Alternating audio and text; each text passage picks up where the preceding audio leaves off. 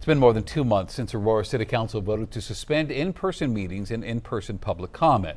Now, that came after frequent interruption by protesters demanding justice for Kylan Lewis, who was killed last year by Aurora police. But not all City Council members agree with this decision, and tonight they're hoping to send a message. Denver 7's Ryan Fish explains how they're giving community members a chance to have their concerns heard in person.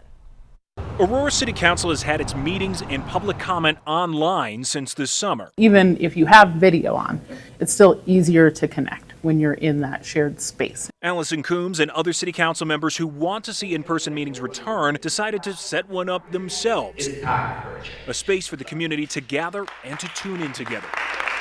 Part of council is listening to constituents, whether good, bad, or indifferent. That is our job. You do have 3 council members who are not willing to normalize this. The majority of council decided in-person meetings had become too disruptive as protesters frequently interrupted, demanding justice for Kylan Lewis. Aurora police shot and killed the unarmed black man last year. APD says he was wanted for attempted first-degree murder. The city now facing a wrongful death lawsuit and another suit alleging its public comment changes violated the First Amendment. We are supposed to engage with our elected officials. We are supposed to have access so that they can hear our voice because they serve us. I think they're scared, and I think they're hiding from community. We should all learn how to get along and get through a city council meeting.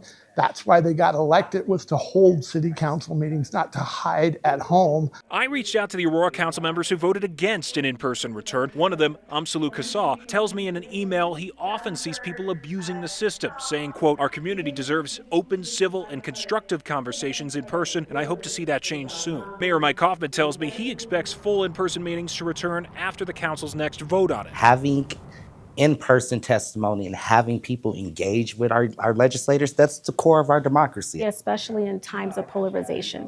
There's something about feeling a sense of belonging and feeling seen and feeling heard. And that comes off much better when you're situated in person. These council members say they'll keep creating that space if their colleagues won't. As long as these meetings are virtual, we're going to continue providing that space. In Aurora, Ryan Fish, Denver 7. Taking a closer look here, the 18th Judicial DA's office said the shooting of Kylan Lewis was justified. Although the officer who shot Lewis, Michael Deek, was removed from his SWAT position earlier this year. According to the Independent Monitor, the decision took into account Lewis's death, community trust, and some other factors.